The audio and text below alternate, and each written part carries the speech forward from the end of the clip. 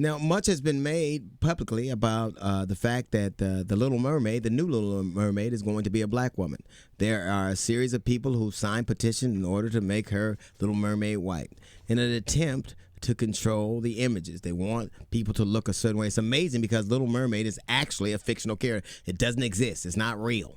It's in your imagination. So if we can imagine something, why can't my imagination look like I want it to? Black people don't get mad because Sebastian the Crab, who was Jamaican, we don't get mad about that because we know it ain't real. A white woman with crabs would not be in the ocean. She'd be in a clinic or at the NBA All-Star game. I think that it's important to understand that images mean a lot to people. Otherwise, people wouldn't try to control them. They try to say this is good and this is bad. When I grew up, there was a restaurant called Sambo's. I wanted to go to this restaurant bad, and my father would never go. Daddy, they had the best pancakes. My father would never go because he had been called a Sambo.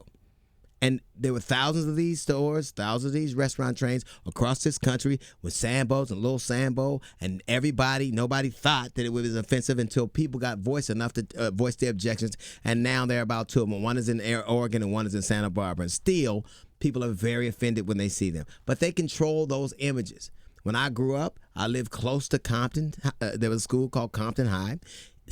Compton High had a mascot called the Tar Babe. If you look it up, if you Google it right now, it will be an offensive figure.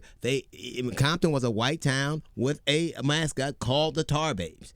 These were images that were reinforced. They controlled those images, and they said certain things. There were people who went there and saw those things, and that's how they felt about it.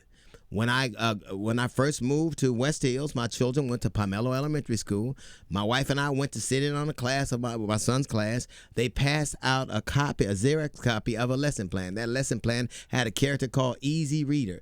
Easy Reader had a big hat and a gold tooth and stacked platform shoes. He was a pimp.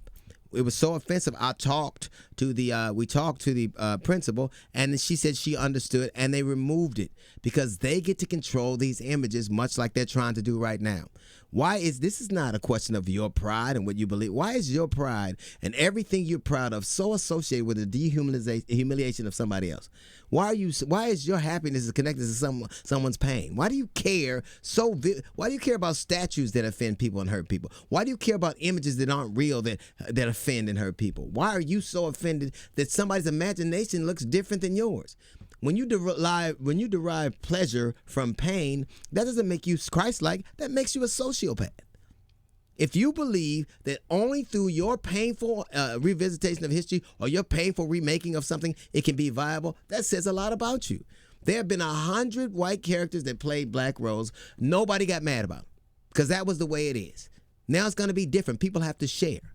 You're actually mad because this imaginary character does not look like the popular depiction. This imaginary character, Little Mermaid, does not look like the original character.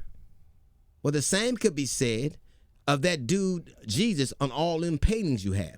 He doesn't look like the original character either.